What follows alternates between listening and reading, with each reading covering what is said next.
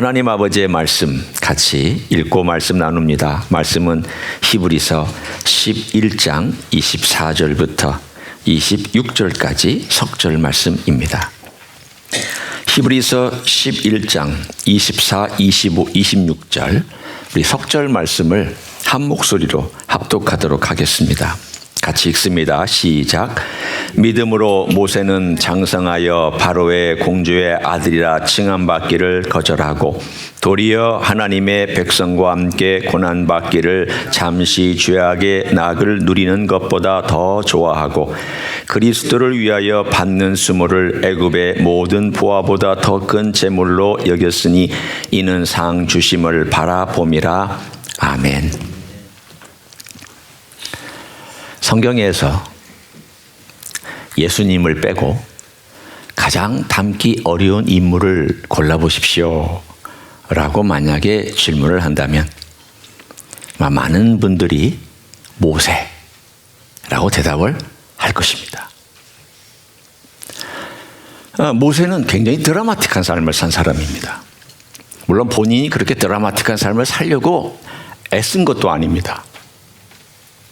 처음 한 40년은 굉장한 장군으로 바로의 딸의 아들로 궁중에서 그리고 전장에서 누비며 살았던 그런 멋진 여운 같은 인생이었을 것입니다. 그걸 가지고 있는 그 타이틀을 우리가 생각해 본다면 굉장히 많은 타이틀을 다 갖고 있습니다. 자, 한번 생각해 볼까요? 장군. 공주의 아들이니까 사실은 바로가 될 수 있는 후계자 군에 들어있는 사람입니다.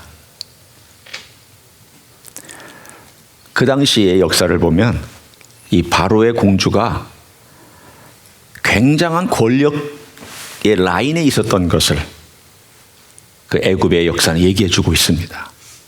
그러니까 잘만 하면 다음 때 바로가 될 수 있는 후계자가 될 수 있는 위치에 있었던 사람입니다. 얼마나 흥분되는 자리입니까? 야, 나도 잘하면 전 세계를 지배하는 제왕이 될 수도 있겠구나 라고 하는 자리에 있었습니다. 똑똑했습니다. 훌륭했습니다.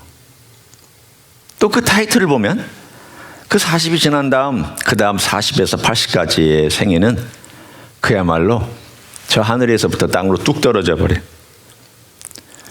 세상에 그렇게 변할 수 있을까 싶을 정도로 변한 목동으로서의 삶을 살아갑니다. 그리고 나서 나머지 또 40년은 80대 120까지는 그 사람이 어떤 사람이냐 타이틀을 보면 여러분이 어떤 타이틀을 붙일 수 있습니까? 모세에게 구원자,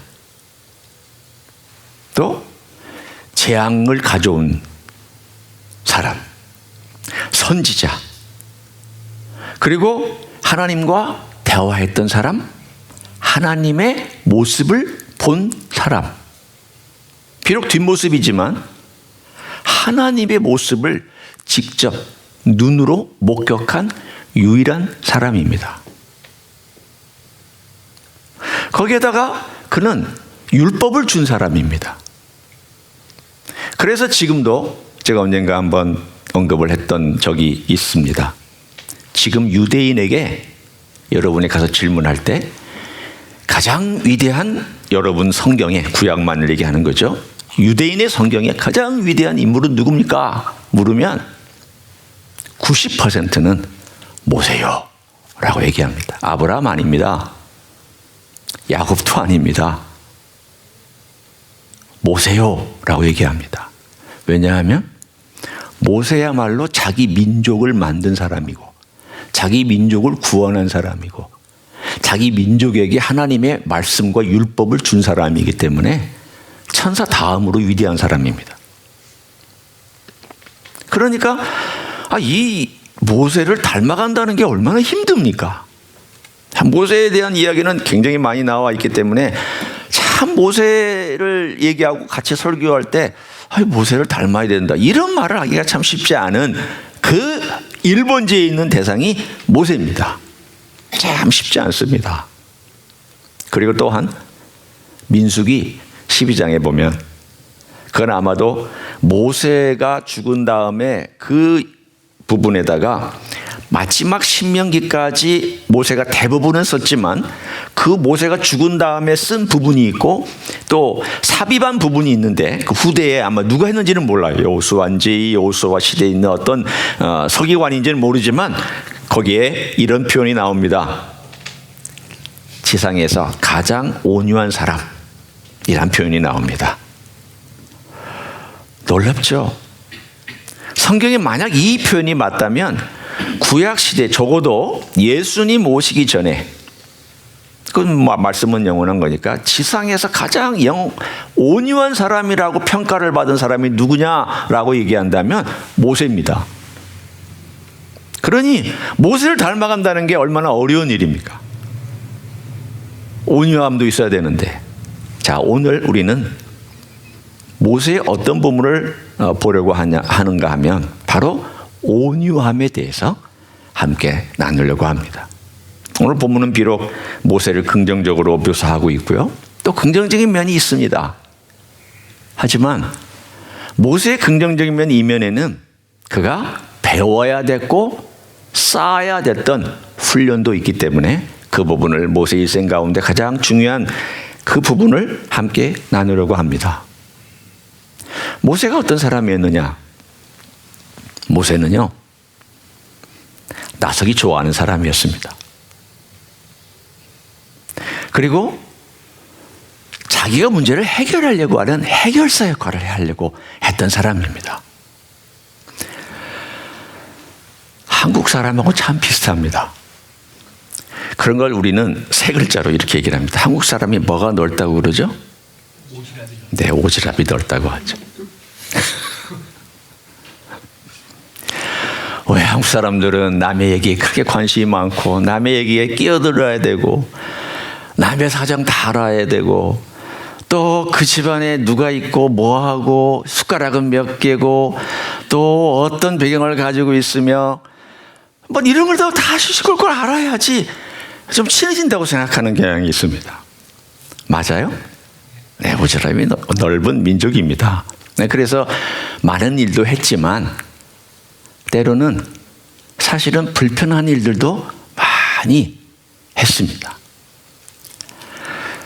이 오지랖이 넓다라는 것은 뭐냐면 내가 문제를 해결해 줘야 된다는 그러한 의식을 갖고 있습니다. 어떤 문제가 생기면 그 문제를 내가 좀 해결해 줘야 되겠다.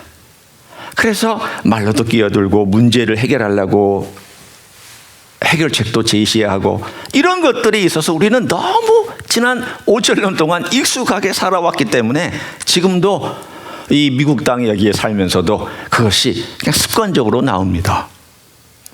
무슨 문제가 있다고 그러면 도와줘야 되고 좋은 거죠. 문제는 지나치게 나온다는 거예요. 상대방이 뭘 원하는지를 모르고 내가 도와주는 거예요. 그리고는 그 사람이 내 도움을 안 받으려면 섭섭해하는 거예요. 어찌 네가 그럴 수 있느냐? 나는 너를 성심성의껏 도와주는데 너는 어떻게 내 도움과 성의를 못 받아들이고 안 받아들일 수 있느냐? 그러면 섭섭해가지고 마음이 꽁해지고 어려워지는 그게 바로 오지랖의 대명사예요. 자, 모세를 한번 봅니다. 모세가 어떤 사람이었느냐? 생각했습니다. 40년 동안 자기 어머니로부터 받은 그 교육이 있기 때문에 나는 히브리 사람이다. 그리고 언젠가 내가 내준 이 기회와 권력과 능력과 배운 모든 학식을 통하여 히브리 사람을 도움을 줄 수 있고 혹은 구원시킬 수 있는 그런 자리까지 갈 수 있으면 좋겠다. 생각하고 꿈꿨습니다. 생각 많이 했습니다. 오늘 우리가 읽은 본문처럼 하나님 나라가 그 당시 하나님 나라라는 것은 이스라엘 백성과 함께 고난받는 게 하나님 나라였는데 내가 하나님 나라를 위해서 뭔가 해야 되겠다. 아주 선한 의지와 마음을 갖고 있었습니다. 나쁜 거 아닙니다. 히브리서 기자는 이것을 아주 귀하게 여겼고 귀하게 받아들였고 믿음으로 받아들였습니다. 문제는 어디에 있었느냐? 그가 어느 날 자기 동족과 애굽 사람의 다툼이 있을 때 애굽 사람이 문제에 어떤 끼어들어 가지고 확대하고 못살게 구는 걸 봤을 때 갑자기 분노가 확 치밀어 올랐습니다. 그래서 그 일에 그의 혈기를 가지고 개입해서 그 애굽 사람을 쳐서 죽였습니다. 그러면 일반적으로 이렇게 생각하겠죠. 내가 의로운 일을 했으니까 내 동족들이 나를 받아들여 줄 것이다. 그래서 그는 당연히 그렇게 얘기할 줄 알았는데 그 다음날 가보니까 오히려 그 동족들이 모세를 손가락질하고 네가 뭔데 그렇게 나서서 난리치느냐. 그리고 그의 행동이 드디어 궁정까지 알려질 위기에 처하자 그는 그냥 미디안 광야로 도망가버리고 말았습니다. 뭐가 문제였느냐? 그의 의식 속에 옳은 생각을 하고 있었지만 옳은 생각을 내가 구원할 수 있거나 내가 문제를 해결할 수 있다고 해서 내가 즉각적으로 개입해서 그것을 해결하려고 할 때는 그 결과는 엉뚱한 방향으로 흘러가 버릴 수 있습니다. 우리는 그것을 뭐라고 보통 얘기하느냐면 메시아 신드롬, 메시아 컴플렉스라는 단어를 씁니다.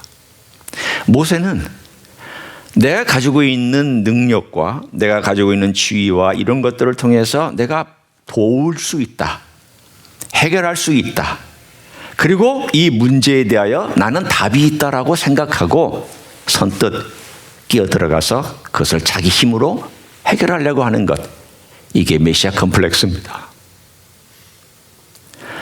그러니까 이 메시아 컴플렉스를 가지고 있었던 이 모세는 하나님의 타이밍, 그거 중요하지 않습니다. 내가 행동하는 게 하나님의 타이밍이라고 여깁니다. 과연 그럴까요, 여러분? 여러분이 생각할 때 내가 행동하면 그게 하나님의 타이밍이 되어야 할까요? 안 그렇더라고요. 많은 경우에 내가 행동하는 것이 하나님의 타이밍이 아니라 내가 정한 내 타이밍에 막 움직이고 내가 말하고 내가 행동할 때가 많습니다. 모세처럼 우리는 그렇게 행동합니다.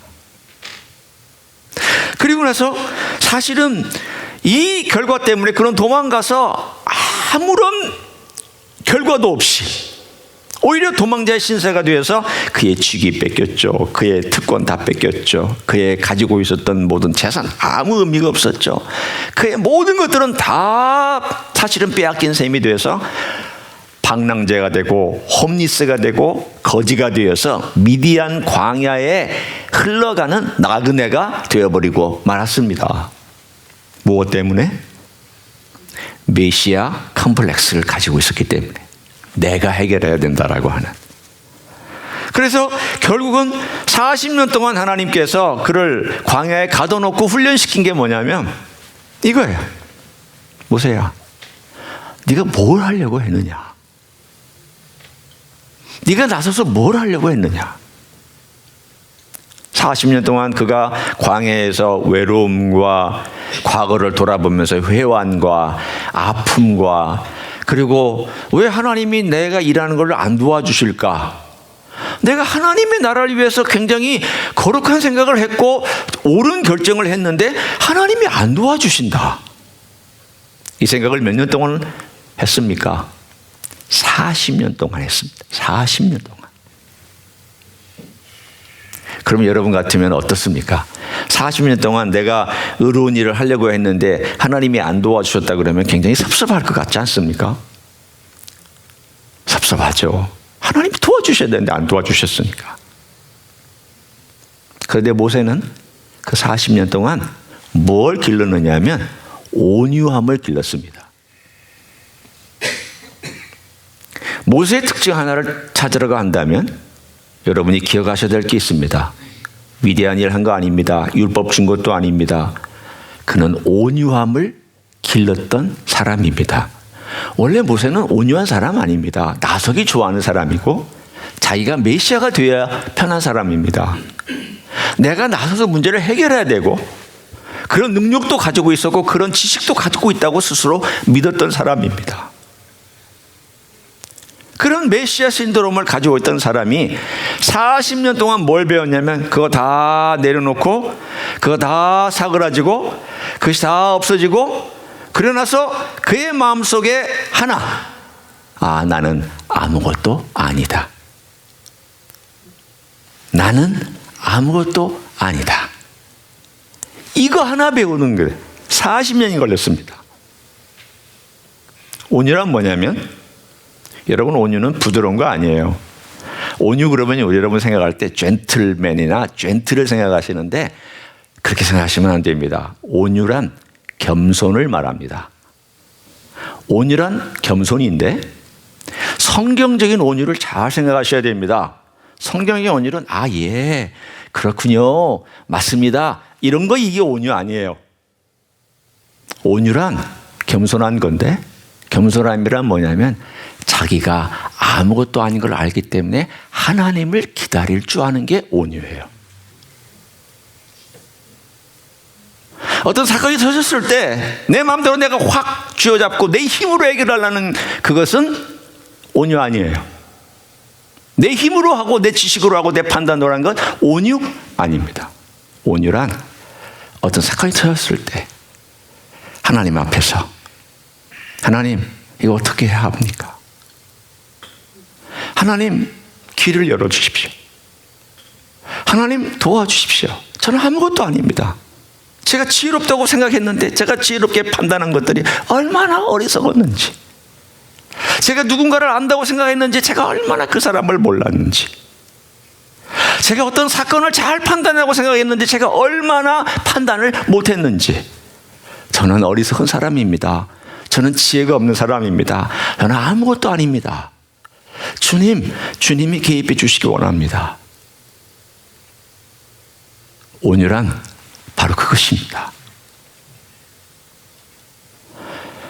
많은 그리스도인들이 우리가 살아가면서 이걸 배우지를 못합니다. 저를 포함해서 말씀드리는 겁니다. 우리가 배워야 될 것이 있다면, 주님이 말씀하셨잖아요. 주님도 이렇게 말씀하셨어요.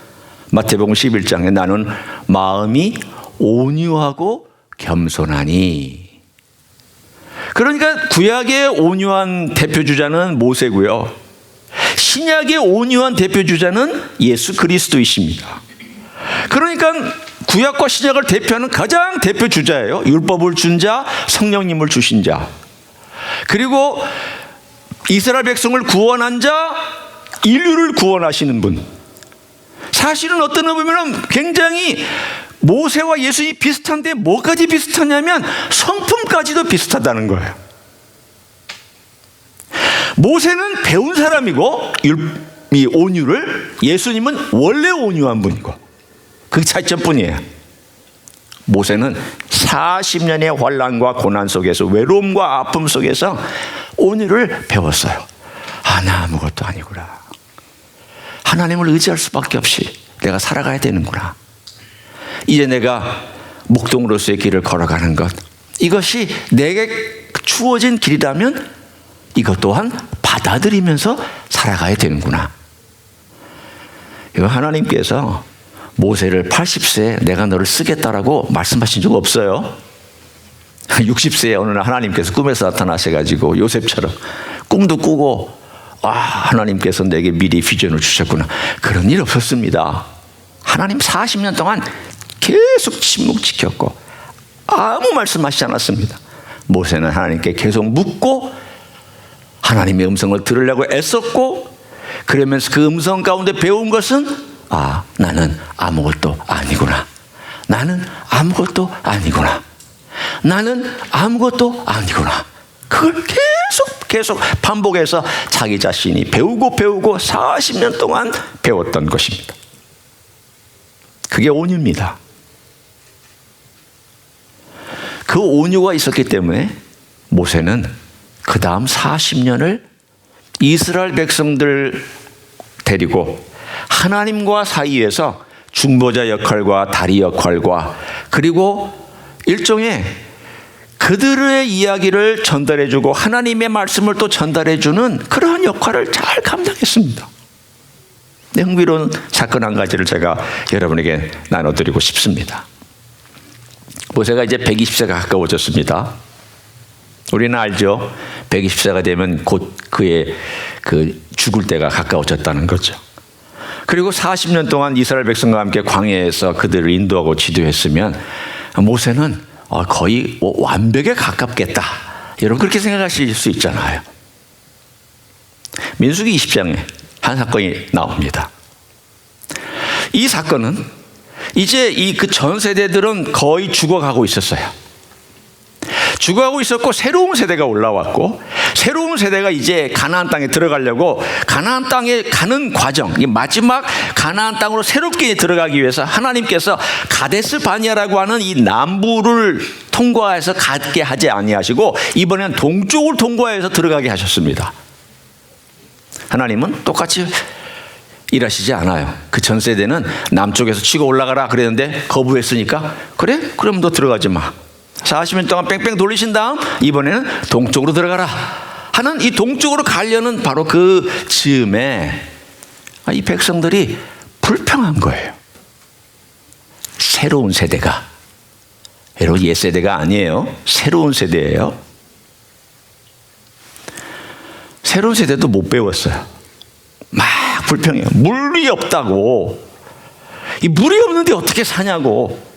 막 불평하고 화내고 원망하고 짜증내고 모세와 아론을 향하여서 당신들이 어떻게 우리를 여기까지 데려와서 이럴 수 있느냐고 그렇게 불평할 때 하나님께서 이렇게 말씀하셨습니다. 하나님은 화를 안 내시고 이렇게 하셨어요. 모세야 아론아 너 저 큰 바위 앞에 가서라. 그리고 그 바위에게 명령해라. 물 나와라. 하나님 그렇게 말씀하셨어요. 40년 전에는 어떻게 하셨죠? 모세에게 하나님 말씀하셨어요. 반석을 쳐라. 그래서 지팡이로 반석을 탁 내리쳤더니 물이 탁 바위가 갈라지면서 물이 그 아래서부터 흘러나왔죠. 두 번째는 하나님 그렇게 안 하셨어요. 새로운 세대는 또 새로운 방법으로 하나님 하셨어요. 명령해라. 그런데 자 이제 여러분이 그 장면을 가지고 이제 이야기를 한번 이제 모세가 뭐라고 그러는지 한번 들어보세요. 여러분 그냥 듣기만 하셔도 돼요. 20장 10절 민수기 20장 10절이 모세와 아론이 회중을 그 반석 앞에 모으고 큰 반석이 있었던 것 같아요. 모았어요. 다 와라. 모세가 그들에게 이르되 반역한 너희여 들어라. 자 지금 제가 좀 약하게 얘기한 거예요. 굉장히 제가 약하게 부드럽게 여러분에게 얘기한 거예요. 얼마나 화가 나는지 반역한 너희여 들어라. 온 백성들이 다 들을 수 있게 막 크게 막 분노에 찬 목소리로 외쳤겠죠. 우리가 너희를 위하여 이 반석에서 물을 내랴. 자, 이 이야기를 잘 분석해 봅니다. 반역한 너희여. 화가 났어요. 막 짜증이 났어요. 너희는 어떻게 40년 동안 이렇게 돌고 돌았는데도 불구하고 아직도 불평이냐? 이 반역한 너희여. 우리가 너희를 위하여 반석에서 물을 내랴. 우리가, 내가. 자, 여러분, 나이 120이 되어서 옛날 40세 때 했던 메시아 신드롬이 또 튀어나왔네요.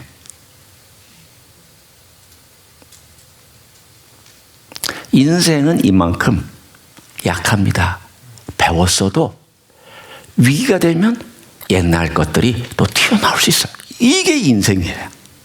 모세를 보십시오. 120세가 됐으면 이제 기질이 좀 순화될 때도 되지 않았어요? 화도 좀 내지 않고 그 한두 번 불평불만 들은 것도 아니잖아요. 계속 40년 동안 들어왔던 불평불만에다가 40년 동안 이 백성을 몰랐던 것도 아니잖아요. 그런 백성의 습관인 것을 알면은 그래? 나 너희들 어제나 우리나 또 그렇게 변함이 없으니까 그래 내가 하나님 명령 따라서 내가 물을 줄게. 하나님이 명령하라고 했으니까 내가 명령해서 물을 줄게. 그렇게 할 수도 있었잖아요. 근데 얼마나 화가 났으면 막 고함을 지르고 우리가 너희를 위해서 반석에서 물을 줄 수 있느냐고. 그러나서 손을 들어서 지팡이로 반석을 몇 번 쳤습니까? 혹시 기억하시는 분 있어요? 2번 쳤어요. 한 번 치면 화가 안 풀리죠? 보통 화나면 몇 번 쳐요? 두세 번은 쳐야 화가 좀 풀리잖아요. 그러니까 막 온갖 힘을 다해서 반사람은 탁 치고, 그 다음에도 그냥 온갖 자기 혈기를 가지고 두 번 탁 치고, 그랬더니 반석이 쫙 끌려지면서 물이 쭉 나왔어요. 난 하나님도 참 이상한 분이에요. 아니, 이게 불순종한 지도자의 말을 들으시고 물을 주시는 하나님은 또 어떤 분이에요? 그렇잖아요. 명령하라고 그랬는데 막 화가 나가지고 쳤는데, 쳤음에도 불구하고 물은 나왔어요. 이렇게 결과는 나왔지만 하나님께서 그 결과에 대한 책임은 물으셨죠. 그게 무서운 거예요. 그게 무서운 겁니다. 우리가 하나님을 하다가 어떤 일을 하나님 막 하게 되면 하나님께서 어떤 결과를 주시기는 해요. 그러나 그것에 대한 대가를 지불할 때가 있어요. 모세는 어떻게 됐느냐?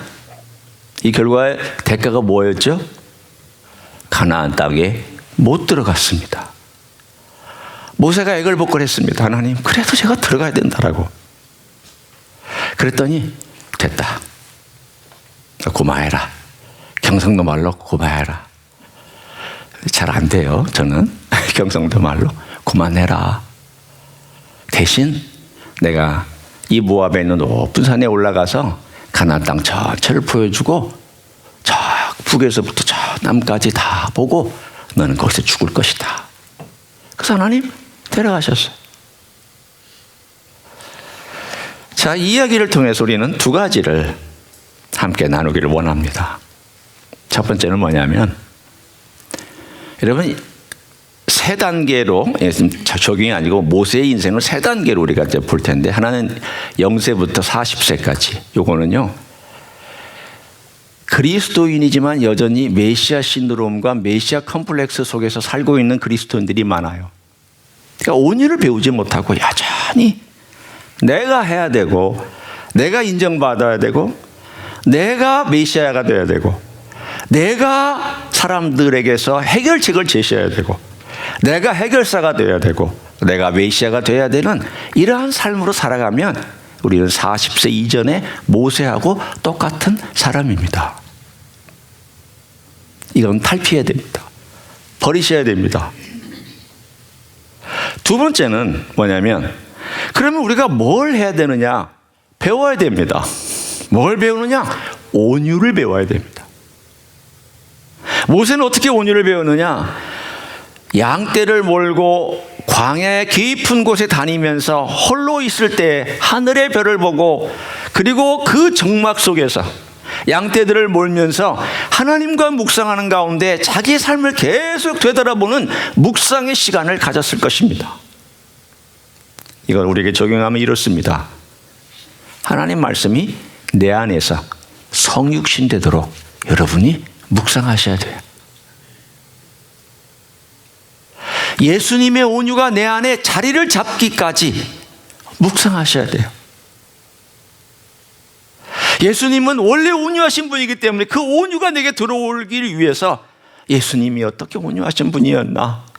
예수님은 나에 대해서 정말 온유하신가? 정말 예수님께서 이 땅에 오셔서 무엇으로 온유하셨는가? 그리고 예수님께서 말씀하시기를 나는 마음이 온유하고 겸손히 내 멍에를 메고 내게 배우라. 배워야 되는구나. 습득해야 되는구나. 얻어야 되는구나. 이게 내 안에 들어와서 자리를 잡아야 되는구나. 예수님의 그 성품이 내 기질을 인도해 가야 되는구나. 두 가지가 있습니다. 그리스도인데 우리가 예수 믿으면 예수님 성품이 들어오긴 해요. 그런데 예수님의 성품이 지도하도록 놔두지 아니하면 내 기질이 예수님의 성품을 끌고 가려고 그래요. 내 기질이, 내가 해왔던 습관대로 40세 이전의 모세처럼 내가 예수님을 끌고, 예수님 그만 계세요. 내가 메시아입니다. 메시아가 누구신데요? 예수님이시잖아요. 내가 메시아로 한단 말이에요. 우리는 뭘 배워야 되느냐? 예수님이 메시아 되심을 계속 배워야 돼요. 내 인생에 화가 날 때에도 예수님은 나의 메시아요. 내가 짜증스러울 때도 예수님은 나의 메시아요. 내가 분노가 치솟을 때에도 예수님은 나의 메시아요. 내가 어려운 상황에 처해서 병이 들고 환난 가운데 죽음 직전에 있을 때에도 예수님은 나의 메시아예요. 내가 공고한 가운데 막다른 골목에 도달했을 그때에도 예수님은 나의 메시아예요. 내가 홀로 있을 때에도 예수님은 나의 메시아가 되셔야 됨을 믿습니다. 그게 온유예요. 그게 온유예요. 그 온유를 못 배우면 우리는 사람과 사람 사이를, 그리고 하나님과 사람 사이를 연결해 줄 수 있는 하나님의 사람 되지 못해요. 그렇게 온유를 배웠던 모세도 120세에 그렇게 실패도 하고 실수도 했잖아요. 그렇게 온유를 배웠어도 우리는 이걸 배워야 됩니다. 주님, 제가 온유가 없어요. 주님, 온유를 배우게 도와주십시오. 예수님의 온유를 배우게 도와달라고. 어떻게 하면 예수님을 의지하고 예수님의 시간, 예수님의 마음, 예수님의 방법, 예수님의 태도, 예수님의 주시는 지혜, 이걸 어떻게 내가 배워갈 수 있을까요? 요청하시면요, 주님께서 가르쳐 주시겠죠. 요청하셔야 돼요. 예, 구체적으로 요청하셔야 돼요. 거기에 더불어 우리의 삶에 이것을 매일매일 삶 가운데서 주님과의 교제 가운데서 이걸 배워갈 수 있도록, 이걸 얻어갈 수 있도록 여러분 꼭 기도하셔야 됩니다. 저의 기도 제목이기도 합니다. 주님, 저는 너무 판단이 빠르기 때문에 어떨 때는 판단하고 막 일을 저지를 때가 있습니다. 아니, 어떨 때는 판단하기도 전에 말할 때도 있습니다. 제가 메시아가 되려고 하고 제가 문제를 해결하려고 해결사가 되려고 하는데 주님, 도와주세요. 제가 그런 역할을 하지 않게 해주세요. 예수님이 메시아시고 예수님께서 온유하시니 그 온유함으로 저를 가르쳐 주시고 그 온유함이 저를 이끌고 가도록 도와주세요. 매일 삶의 현장에서 가르쳐 주세요.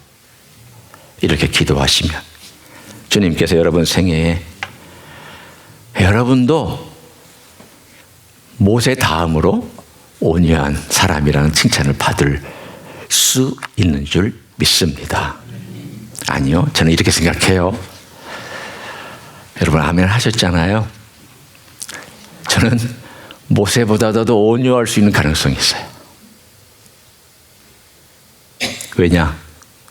우리는 모세한테 배우는 게 아니잖아요. 모세한테 배웠으면 모세 다음 갈 거예요. 여러분은 누구한테서 배우시는 분이에요? 그렇죠. 예수님한테 배우잖아요. 그러면 모세보다 뛰어날 수 있거든요. 모세보다 위대한 일을 하라는 거 아니에요. 적어도 온유의 면에서는 모세보다 뛰어난 자리까지 가는 여러분 되시기를 예수님의 이름으로 간절히 축원합니다. 기도하시겠습니다.